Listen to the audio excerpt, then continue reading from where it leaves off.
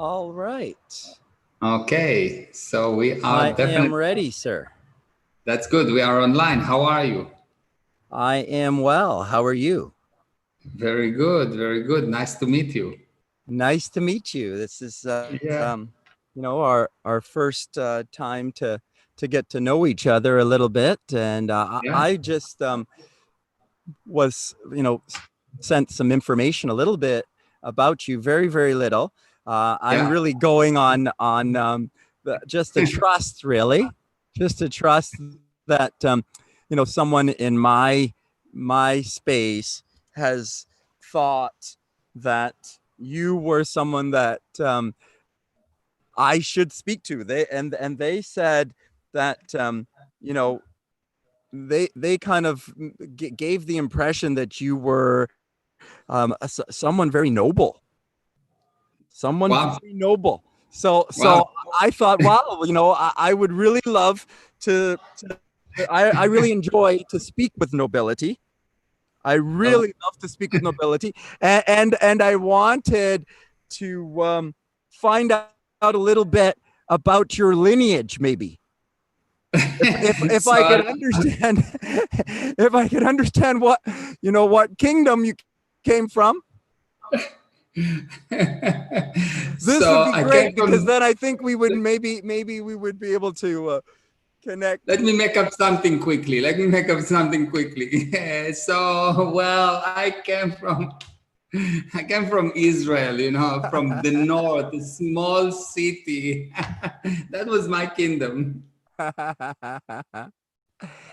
Wonderful, wonderful. I love it. We're all kings and queens, aren't we?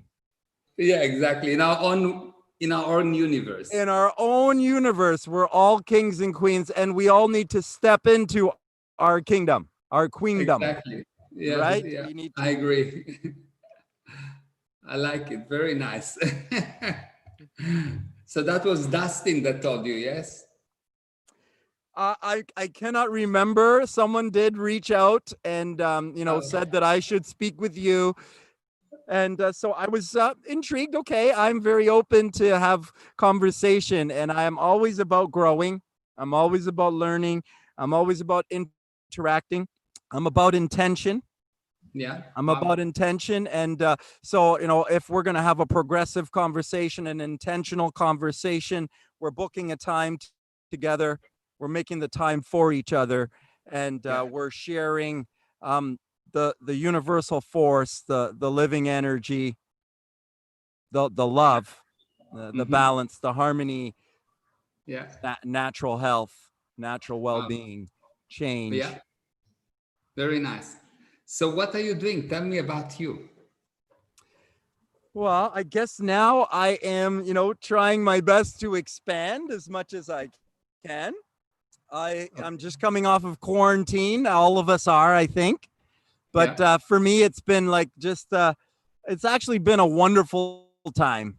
I Yeah. started off with a bit of fear, like they were shutting my business down and shutting everything down. And of course there was some concern and worry, and I think that's been with everyone right now. I think so many people are worried right now, and that's so unfortunate, but everyone has to deal with this personally. Yeah. And I chose personally 12 weeks ago to rise up in this and to decide that any fear that I was feeling, I was going to invite into my life. I called it all up, and I decided that I would use my shadow energy to propel me, to Good. That's inspire very me, nice. That's nice. to create something wonderful for my friends, for my relations, for my family, for everyone in my circle. I love it. What is the business? What is your business that they shut down? My business is, helping people to heal and change their lives with love. Wow. Wow. That's very nice. So I have a very interesting definition for you for the word love. Awesome. So I define love as the urge to be together for no reason at all. The urge to be together for no reason at all. Because if there is a reason, it's not love, it's a business deal. So most people think about love as either a business deal or ownership. If I love you, so I own you. But actually, real love is the urge to be together for no reason at all. It's like I love my kids for no reason at all. Before I met them, I already loved them. And it's not important what they will do. I don't love their action, I love them. And I love my wife regardless of her action because she's my wife and because she's the mother of my kids. And it's more almost like an honor to love her. Because there's no reason at all. The moment that there is a reason, it's a temporary thing because reason may change. As soon as there's a reason, then there's some personal gratification. There's something that I'm getting. It's a deal. You give me, I give you. It's become a physical thing. There's a plus and minus, and it's not spiritual. Love is a spiritual quality. It is the urge to be together for no reason at all. The moment that there is reason, it's not love. When you meet someone and you fall in love with them, you don't see any flaw in them because you want to be with them for no reason at all. Once you find flaws, this is right, this is wrong, I like this, I don't like it, all this nonsense. Now we're talking about a business deal. You sell me something.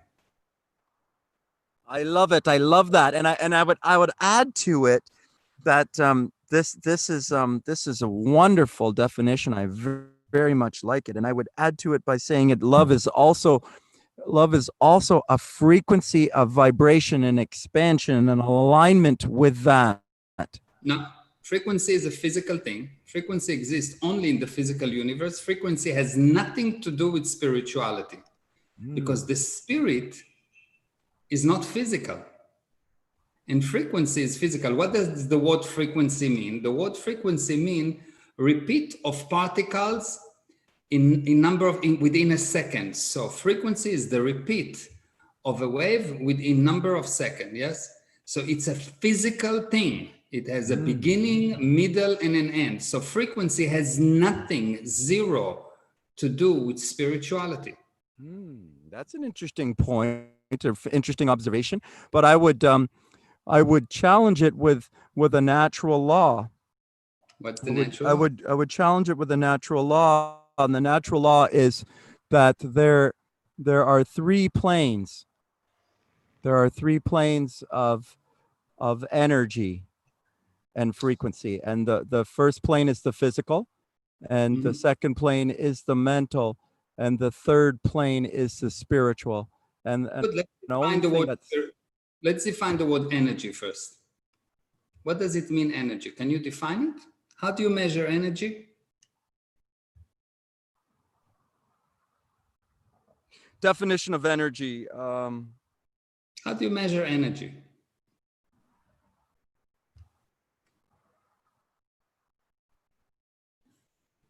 So energy is a physical thing. It has nothing to do with the spirit. The spirit is a nothingness, and let me explain. The smallest number in this universe is 2. Okay? So we've got plus and minus, big and small, beautiful and ugly. So the smallest number in this universe is 2. Okay? Do you agree with that or not? You cannot go, there's nothing in this universe that don't compose of force, counter force, plus and minus. The atom is composed of an electron and a proton, yes? So everything is composed of 2. There's nothing that composed of plus with no minus. Yes? Good. Yes. Which means that if everything is composed of 2, the smallest number, the basic unit is 2, which means what started this universe is started with 2. Are you with me? Yes, the physical universe is 2. The physical universe is always 2. It's composed of 2, yes. So it means that what created the physical universe is not composed of 2. I would agree. Good, which means that the spiritual universe, this thing that brought about the universe, is a universe of nothing. Nothing do not have energy. Unmanifest space, unmanifest space. It comes from the unmanifest space. It's not unmanifest, it's a nothingness. Nothingness yes, means... nothingness, not in the material, unmanifest, yes. It's not immaterial, just not composed of 2. It may compose of 3. It may compose of 17. I always have envisioned that as being composed of 1. It's not composed of 2. That's the only thing that at the moment we can prove. I would suggest that it's composed of 1. I would say that there was a source energy, a loving energy, that's separated into 2. First of all, it's not an energy. Again, it's not an energy. All right. Energy only in the physical universe, because energy is defined as the release of potential within the physical universe. Very interesting. So what you're saying is that it was not an energy in the unmanifest space. It was not energy. It separated from nothingness and created energy, which was 2. Exactly. The nothingness brought somethingness. Right. So from the nothing, the nothing decided it would manifest as 2 separate things to create energy, which became physical. Yeah, the only physical thing can be created. The only things, something can come only from nothing. And nothing, the definition of nothing is only this thing that is not composed of 2. We don't know if it's composed of 1 or 17 or 77. We just know that it's not physical. It's not composed of 2. And all the rest is guesses. So very, very nice. Very, very nice mathematics, sir. Bravo, bravo. I love it. Thank you for the share. Good. So it means that the nothing brings something. So it has nothing to do with energy. So this is what we're talking about. We have the spiritual universe and we have the physical universe. Okay? 2 separate things. 2 separate things. The one is the boss and the one is the slave. The one is the creator and the one is the created. Okay? So and hence anything to do with energy, wavelengths, frequency, all those things that are physical are impossible in the spiritual universe because they are created by the spiritual universe. They brought about, which means they were not there before. I am in agreement. Good, excellent. So hence love cannot, if it's a spiritual thing, has nothing to do with wavelength. The moment that you go to wavelength, you go into emotions, and emotions is actually the handling of motion. Any wavelength is manifested in an emotion. Emotion is how you handle motion. So if I throw a ball at you and your emotion is enthusiastic, I throw a ball at you, you'll be very happy and you'll throw the balls all over the place. And if I'll give you a ball and you are conservative, I'll throw a ball at you, you will hold the ball and you look if everyone is happy, and only if everyone is happy, we both will play, but no one else. And if you are angry, I will throw the ball at you, you will hold it and you say, how dare you throw the ball at me? And if you're afraid, you will run away from the ball, etc., etc. So anything to do with emotion is always physical, because emotion is the handling of motion, and motion exists in the physical universe, not in the spiritual universe. Right, time and space. Yes, that's the physical universe. So motion and space and time. Yes, I agree. Yeah. So the definition of the word love is the urge to share the same space for no reason at all. And it's very interesting because it almost answers a question which I heard about in the Kabbalah. Are you familiar with this? Yeah, text? of course. I'm familiar with the subject. I don't know what's the question, but yes, you're familiar with the Kabbalah. Yes, you're familiar with the subject. Yes, excellent. So in the Kabbalah,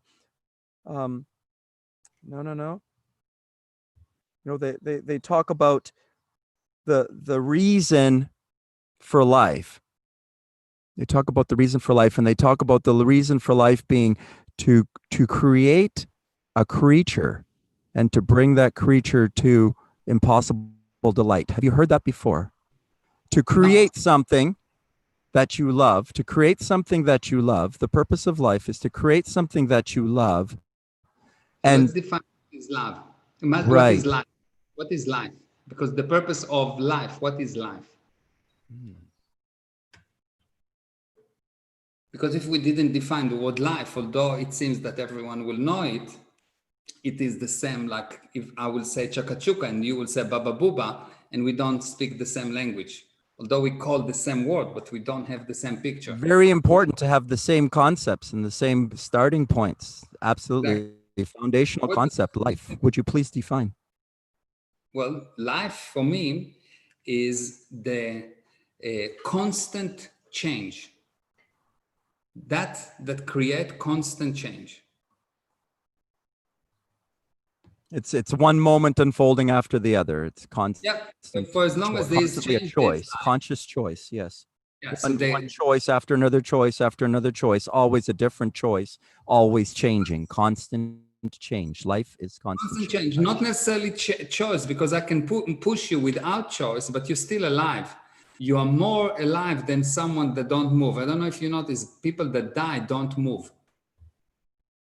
So these things that are alive are still moving, and a body that die is disintegrating. It still has some life in it, but it's disintegrating. The only thing is that the change is so small that it becomes physical. It has no life force in it. But life is the process of change. Good change, big change, small change, reverse change. Very nice. Yeah.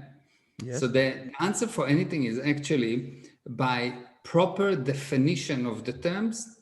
If you have the correct definition of a term, you will actually, the actual definition will open the door to handle any problem relating to that term.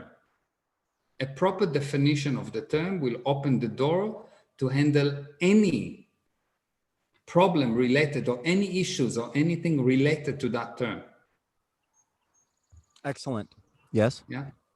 So that's life. So if we look at that as a life, and now we ask the question, then let's ask that question again. Ask me the question again. What was the question? You asked me something about life. We were asking about the Kabbalah. We were talking about the Kabbalah, and I was saying that the definition in the Kabbalah that what you said kind of brought forth the idea inside of my mind was that the meaning of life, by definition of the Kabbalah, is to create a creature and to bring that creature to impossible delight, to create something, to spend a life creating something, and to love that process is how I interpret that information. Okay, so by that to create something that you love, and to love the process of that creation. This is the purpose of the life. So change is within the physical universe. The process of change is within the physical universe. What bring about this thing is the spirit. So we may say that the purpose of the spirit in the physical, as it affecting the physical universe, is to bring about change. That I love that. That is brilliant. That is beautiful, sir. Thank you. Yeah. So that will be more accurate. Yes. Yes, the spirit brings about change in the physical universe. That is the purpose of the spirit. I love it. But it's the purpose of the spirit within the game of the physical universe. It is the purpose of the spirit from the perspective of the physical universe. Exactly, within this game. From this reference point. Exactly. But only we don't know from other reference points. We only know from this side of the equation. Yes. Exactly. The spirit can go and very nice, sir. Very nice. I like it a lot. I like it a lot. A very nice definition, a very clear, concise definition of 0 point and 2 and the ether, the spirit, not a frequency, and something that I've not considered, and a for certain truth now that I hear it spoken this way. Yes. Interesting. Very interesting. Very interesting. So I'll say something else that comes to mind. And I would I would I would bring up natural law again. I'd come back to natural law, and I would talk about the um, the Hermetic principles. I would talk about the Okay. 7 Hermetic principles, and I would talk about the second law, which is as above, so below. And you know, we're talking about the planes, the planes of reality, the 3 planes of reality. So there are 3 planes of reality. The teaching goes, there are 3 planes of reality. The only thing that differs between the planes is frequency. The only thing between differentiating the planes is frequency. So of course, the frequency of the physical plane differentiated from the mental plane by frequency. These are both physical. We can agree there. But What is meant? but a small separation here, and a bit of a ripple here with regards to your concept of spirit not having a frequency, which is not in alignment completely with the Hermetic principle here. So a little I'm, bit I'm of a division here. Yeah, but it's you know what I look at. I never look at any principle. I always look in a new unit of time. What makes sense to me, and I don't care who said what because the source is useless. The data is important. So I look at the data, and up to yesterday I didn't know A, and today I know B, and now I know that, and it makes sense to me. And I don't care if God said that, or Johnny, or Bonnie, or anyone. I just look and I say, well, that's what I see. Well, Otherwise, I'm that's a very interesting point. That's a very interesting statement, and I would also get behind it. I would also get behind it, and I would support you in it because because of what the Buddha said. The sage Buddha said that you know, there was 2 things. One, you had to know the way, and then the second thing was that you had to practice the way. So you have to learn the way and then practice the way. So again, obviously, those ahead of us or in the past have laid out a way, and we're to follow the way and then to practice it. However, the Buddha also said this, and he said, my way is a way for you to go. But you know, you put the boat on your back and you carry it up to the top of the mountain, and then you know, you go across the lake with the boat, and then when you get to the other side, you don't put the boat on your back and carry it up the mountain. You leave the boat because it helped you across the lake, but you don't carry the boat up the hill. So the Buddha said, you learn the way, you practice the way, but this is the way that I came. But then once you find your way, you have to let go. yeah, To let go of my way. So these are only concepts. So yeah. the Hermetic principles would be a concept, a guideline for you to get conceptual in your mind. However, they're not absolutes. And the So absolute authority is choice. The absolute authority is choice within the individual in the moment. And if this gentleman is a very wise man, he has chosen to make sense, logical sense, out of the data and the information, and I am 100% behind him. thank you. Yeah, and I will say that I will never choose a way. I will create a way. Wonderful. Because if I choose a way, I'm still an effect, and I will always lose. Because the only way to win is to be cause and not effect. Wonderful. Cause and effect. I absolutely agree with the law of cause and effect. Every cause has an effect. Every effect came from cause. Yeah. So plus come before, minus cause come before effect.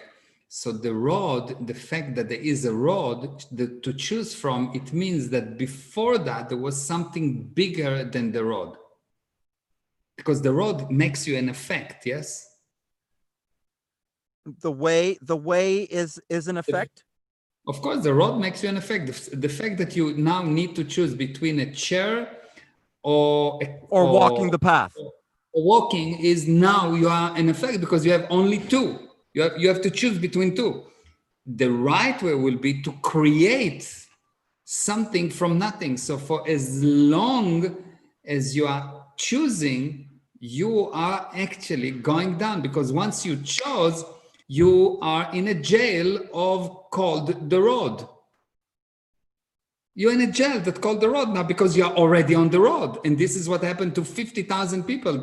And then they get lost on the road. They get lost along the way. They don't have the because map. it's not their own road. They get lost. They have to find the next path because they have to find the next information that's missing. Whereas if I create it myself, because it's not their own road. You see? Because so they're trying to follow somebody else's road, then they always have to find the turn. They kept to keep asking the person, "Where's the next turn? Where's the next turn?" Well, really, the turn is to choose for yourself and create what you wish. Exactly. Create the creature or the life that you wish. What life do you wish to create today, right now? What power do you choose to focus upon right now? The power of fear around you? No. Or the invincible power, the unlimited, infinite, boundless power within you? Which one do you choose right now to lead from, to create with? Yeah, so I would choose me, not the power within me, because I am the source. I don't have something within me. So I am source, and fear. No separation. Can I ask you a question about that, sir? You are source. You are God. Actually, everyone is God in his own universe, but not the God. Like, there is a God. Like, can you please talk a little bit more about that paradox? Oh, yeah, it's very simple. It's only a paradox when you think about it in a physical universe term, because in a physical universe term, there's 1, 2, 7, 20, and you separate them. But in the spiritual universe, there's no 1, 2, 7, 20. The laws of the spiritual universe do not apply. So you can be a God of your own universe, which we need to define what it means. What does it mean on universe? And there is the God that is a separate thing in the within the unseparable. And in order to understand it, we need to go a few steps back. Okay, so yeah. Maybe this is not the right moment to explain it, because we need to draw it because otherwise people it's a very complex paradox. It's a very complicated paradox in terms of thought and word. It's actually totally simple. It's very simple. There's nothing complex. If something is complex, it's only mean you don't know it. However, it's hard to get it into words, perhaps. It's easy to get it into words, and I can get it into words in less than 1 minute. But for other people to understand it, they will need to see something visual. Why? Because they never saw it. If you never saw an airplane, or you never saw a chip, and I will try to explain to you what is a chip, you need some kind of a drawing so you will get what it is. So I can explain it quite easily in terms of what it is. So you've got the spiritual universe. It's a universe of nothing. And that universe is not the only universe that exists. And there are level of universes. So before the spiritual universe has existed, above it, there was a magic universe. And above it, there was another universe and another universes. And there were quite a few universes before we got to what we know right now. And this whole thing started at a no starting point. And to understand the whole process, how it happened, you just need to see the mechanics, or to understand the laws of the spiritual universe, or the law of the spirit. And the moment that you'll understand those laws, like you understand the laws of gravities, like you understand the Ohm laws, like you understand other laws in the physical universe, once you understand those laws, it will be quite easy for you to understand it. It's super simple, but it needs to be drawn, so it's not so esoteric, so you cannot follow it up. And I would point to I would point back to the Hermetic principle for some simplicity here, maybe that might help to gather some clarity here, and might simplify this paradox and bring it into smaller words. And what it would be that the human life, the physical life, the experience of the physical is managed by the brain, managed by the thoughts and the words of the experience of the human. This is the human experience, Not even this close. physical Not even experience. close. So Sorry. this physical experience would be something that's in a finite mind. The human experience, the physical Mind and brain is it not the exists same thing. it exists in a finite space, right? So this is the thoughts of a finite being, whereas the original life creation, unmanifest, the all, this is an infinite being. So it has an infinite capacity to think, where we have a finite capacity to think. So our perspective from our perspective, um, you know, infinity is one thing, what we can collectively come to in our mind. And then infinity to the all creative force is another thing. It's something that we do not have conception of. So it's hard to discuss this paradox because of this difference between true infinity and physical infinity, perhaps might help to. Yeah, okay. So mind and brain is not the same thing. The brain do not think. The brain has nothing to do with thinking. Do you understand that or not? Brain is a Do you? receiver more. You could say the brain is a No, receiver more. the brain is a switchboard. It's not thinking. And if you want, I can tell you a quick story about it. I have a very good friend that is a professor that deal with brain research in Israel. And never mind how we got to become very good friends. And one day I sat with him, we're doing kite surfing together, and I sat with him and he says, Meir, when the brain think, blah, blah, blah. And I said, hold on, the brain do not think. And he says, what are you talking about? Everyone knows that the brain think. And I say, if everyone knows something, it's probably proof that it's not true. So he says, no, the brain think. And I said, well, I'll prove to you that it's not thinking. And he said, how would you prove it? And I said, if I prove it, will you buy me dinner? He says, of course. I said, good. I'm Jewish. I'll take it. So, so I said, did you ever see someone that die and come back? He says, of course. I saw many people that die and come back. I said, okay, good. So when a person die, you see that the brain stop working. He says, well, yes, of course. And when they come back, he tell you everything he was thinking. But you know that the brain was not working. So obviously the brain do not think. Because if the brain was thinking, when a person die and there is no activity in the brain, then there should be no thinking. But when the person come back, he tell you everything that he was thinking while he was dead, including all the conclusion and everything that he saw.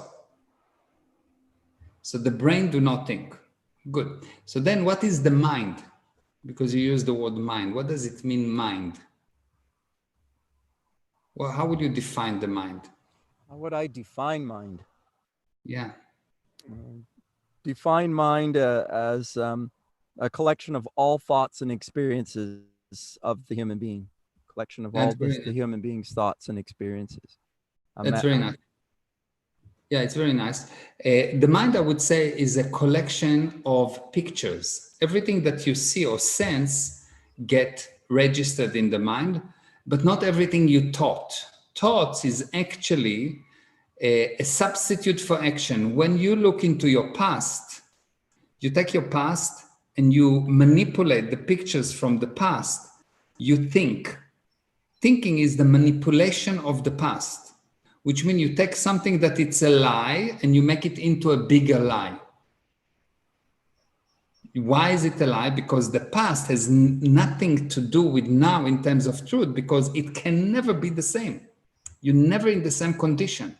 It's a different time, different space, different situation. So thought is, for as long as you will think, you will not act. You can say that thought is substitute for action, is what you do when you don't know. For as long as you don't know, you will think. Until you take action. Until you know, and then the manifestation of knowingness is action.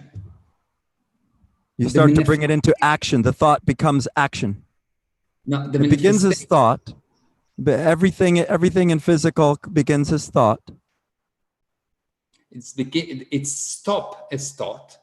And once you decide that you know, not because of a prior cause, once you decide, oh, I know. A decision is made, a choice is made, a decision is made. Now you know, now you can decide, and that decision bring about an action. So I'll give you an example. You drive a car, you know what you're doing. You drive a car, everything is okay. And now you don't know what to do. You slow down. You slow down, you don't do anything, you stop. And then you say, oh, I know what to do. I know. Once you say, I know, you turn left. You see, and then you hit the wall, but that's a different story. Brilliant, sir. Very brilliant, sir. You have done a deep internal study of your thought, a deep internal study of your thought. How long have you been practicing? I've been looking at life for few lifetimes. You were aware of that, like as if you remember that? I know it, yes. I know my past life. I know. You remember it? You remember it? Yeah, of course. And you can remember it too. Everyone can remember it. It's quite easy to get any person to remember past lives. We can. It's not. You know how to teach people how to step back into their past lives? It's actually what I do. I remove enough blocks from you so past life become obvious. The only reason you don't want to see past lives is because the only person that you don't want to be is the person that you used to be. So once you are willing to be that person again, and it's quite easy and fast, you will see that you will have full recall of everything, including the smallest detail. Unbelievable. You're telling me, sir, let me make sure I understand what you're saying. The reason why we don't remember our past lives is because of a fear of going back there. We don't want to go back there. We already had that experience and we don't want it anymore. So we've shut our mind to it. And the hardest thing to change is a mind, isn't it? So if we close the door that we don't want anything to do with that darkness anymore, then we shut it ourselves. Yeah, and it can never be opened until we allow it to be opened. Yep. Until we choose it to be open. Absolute. Wonderful, wonderful truth. And so how do we do that? So let's say, can you teach me how to do that right here, right now? Awesome. I can, but I will not do it right here, right now in the next 5 minutes. Okay. But I can definitely teach you how to do that. And it's quite simple. And I've done it many times with many people. And it's easy. It's quite very easy, exciting, actually. Very inspiring, very exciting. Wow. Very easy. 99% of going back is understanding the mechanism, or I would say not 99%, I would say 50% is understanding the mechanism. 40% is handling what you've done that you are not so proud of. And the last 10% is a little bit of technique, and that's it. So let me make sure I get that clarified. That the second point that you said was coming to terms maybe with what you did. So it's accepting yourself in your last life, accepting what you did in your last life. What you did that you're not proud of, not anything that you did. What you did that you're not proud of. The only reason a person... You didn't forgive yourself yet in your past life. You need to forgive this aspect of yourself, this shadow this low frequency bit of you needs to come to the light. It needs to be brought to the light. It needs to be exposed in order for you to heal, and then put that karma away in your life. Put that to bed in your life, so that's no longer driving you, the wheel, turning the wheel of karma in your life any longer. The wheel of becoming, the Buddha said. Yeah. Amazing, sir. And it's quite easy. So now, what is it that you do? You help people to, obviously, I hope you help people to love themselves. What I do, step into their love. I'll tell you what I do. Okay? What do you do, sir? Okay, what I do, there's something that's called fake reality. A fake reality is a piece of information that you are 100% sure is true, but when you use it, it doesn't bring the expected result. So when you want to teach someone anything, you don't teach him by adding data, but you need to teach him by deleting fake reality. Why? Wow. Yeah. Good. That's it, because that's how we heal our bodies. That's what Dr. Arnold Ehret said, is we don't heal our bodies by adding to the body. We heal our bodies by revealing the health that is within the being. This is completely in alignment with what I know to be true, sir. Good. Very nice. Why? Because the spirit is this thing that knows. So trying to teach you something actually make you into an effect, which is not true, because you are cause, you are a result. You become a result, a programmed being. Yeah, you become an effect. So we cannot give you data. You cannot give a person data. I mean, you can force on him data like it's happened at school. But the only way to actually learn is to remove data so you can recreate what you already know. Come into my power, step back into my power, bring people back to their power. Yeah. So basically, so you ground people and center people in their power. So what I do, I'm actually showing people that they know. How revealing to people, having people see it and realize it for themselves. So a person that is, having some health problem or some pain or not accomplishing a certain goal or trying to fix their relationship or trying to make more money, these people are, reaching out to you. Is that who's reaching out to you? What do people reach out to you for? I have actually 3 areas that I'm handling. Number 1 is the family. So anything to do with family, children. Yes, I'm doing a family academy where I teach families how to be a family, like parents, how to be a parents, children, how to be a children, and just how to communicate and how to actually be a proper family. So that's the first thing that I'm doing. And I've done this thing together with with my best friend in Israel, and we delivered that in Israel for more than 1 million people already with huge family success. coaching. Yeah. Wow. This is the first thing. The second thing I think, wonderful, unique, wonderful. Thank you for sharing. The second thing you do is I teach people how to become Jewish. No, I'm joking. I'm just...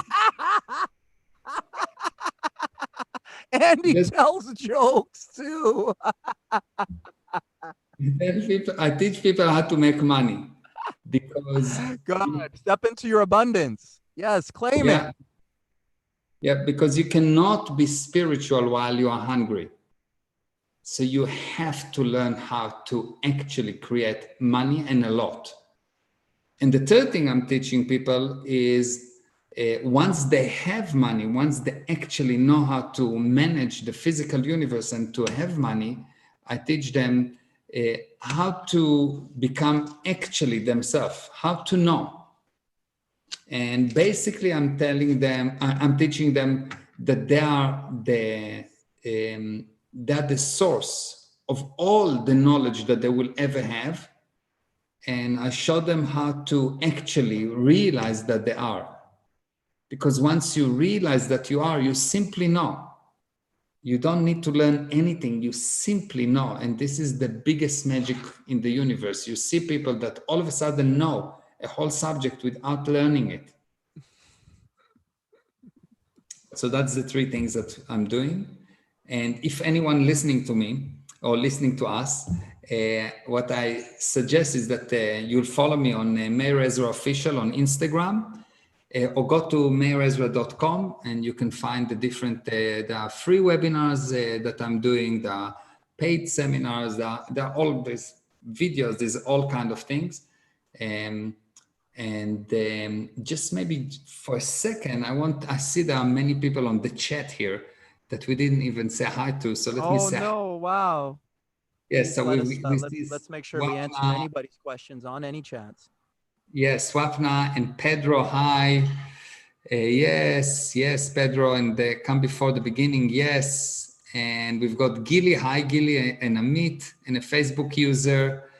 And Shamaya and Raymond, hello Raymond, and another Facebook user, and Avi Budara, hello, and Nomi, hi, love that, they all love it, they all say, and Gabriel says, awesome, loving this conversation, amazing conversation, hi Meir and John, Kagash, and hi John, and wow John, they like you a lot. And Raymond says physics versus spiritual principles. Very nice. Great interview. Beautiful definitions. Yes, very nice. So everyone loving it. That's well, basic. Wonderful. I'll tell you, I've been very inspired by our conversation today, Meir. I have to tell you that I've been very inspired. I love what you've done. I love what you've learned from within yourself, intuitively from your own source power within. That's the only way that this can happen, people. Just so you know, that's the only possible way that this can happen. This is an alignment. This is an alignment with our true light. That's what this is. It's a complete alignment with the authentic power that's within every single one of us. That's what this is. I would love, to propose something that because I'm so inspired by this gentleman, that I would like to do my part to make sure that I bring forward this gentleman in any way that I can. So what I would like to propose is that I collect a date with this gentleman. I collect a date for, I think a great date is September 21st. So the first Monday around there. I think it's a very good date because I think it's a date when kids go back to school and moms and dads kind of have a bit more free time, and it's the fall and it's time to get going again. It's kind of a get back to it. I would like to connect with this gentleman for a collective program where him and I are bringing exercise, nutrition, and mindset coaching, wellness, health, wellness, pain relief, abundance, family, love, relationships. I'd like to see him and I collectively come together to teach as many people as we possibly can this fall to heal and change their own lives, to empower as many people as this gentleman and I can reach out to together. I would like to collect with this gentleman and unite with this gentleman and share along with this gentleman freely for 10 days. I'd like to co-create with him. So if he could offer and I could offer, and we could collectively come together and share something that we would give to both of our communities and to everyone that would be open and willing and wanting to learn and grow and step into the very best selves. I would like to work with this gentleman in the fall and invite everyone to come to something that will be magical and transformative for everyone that's included. Wow, that sounds amazing. Really, really amazing. Good. That inspires you? That inspires you? I love it. I love it. Okay, Well done. So that's what we need, because that's what has to happen is we're all co-creators. We're all able to create. We're all able to create. We're all creative force.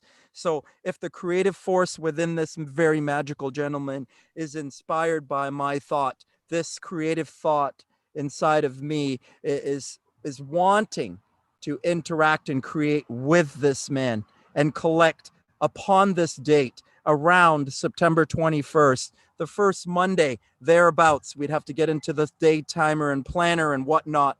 But I would like to share back and forth some exercise, some nutrition, some mindset, some coaching about finances, some coaching about relationships. Let's bring it all together for everyone to step into their very best health, to step into their very best wealth, to step into their very best self, to step into their love, to step into their power,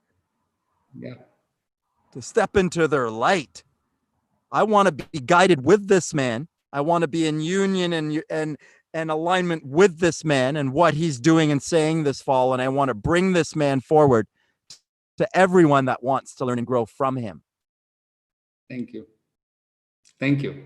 I'm looking forward. I'm looking forward for September. Thank you very much. It was really very nice conversation. You're amazing. Obviously, you know that. So thank you. Thank you. I guess, listen, we both bring something to the table, right? And that's what we need to do. We both need to bring our best. Exactly. Yes. Right? We both bring our very best, and we both bring our light for everyone that loves us. Yeah. Very nice. Really, I like to our that. community, to those that love us, to those that want to learn about loving themselves, for all those that want to step into the power that's within them. That's the power that we're talking about. That's the power that we will be sharing at our event. Yeah. Thank you. In September, the fitness summit, the natural health summit, the love summit, the learn how to love yourself this fall sort of thing. I'm not sure what we're going to call it yet. I'm just throwing out some ideas. We're going to have to do a lot of brainstorming. What I would suggest would be if we could meet each week from now or every other week, you know, we meet, we create content. We create it together by us talking about it. Yes. Yeah. No problem. We get together, we create it, we record it, and we share that information so people can see it coming to life in real time. And that's going to be content for us to share the information about the event so people can watch and learn and grow as we come into the event, and then be involved completely in every single aspect of it. We will raise up the frequency of everybody with movement, with thoughts, with words, with foods, with intentions, with ground, with the power of our earth, with the power of our sun, with the power that's all around us, the life force energy that is here that unites every single one of us. Excellent. Thank you. Thank you very much. Thank you. Thank you for your time. Thank you for everyone watching. And I will see you very soon then. Yes, we will book our next time, and we'll just meet each week, and we'll bring it into reality for ourselves and for everyone else that's following along. I love it. Thank you. See you. Awesome, brother. Bye-bye. See you. Bye-bye, everyone. Thank you. Yes.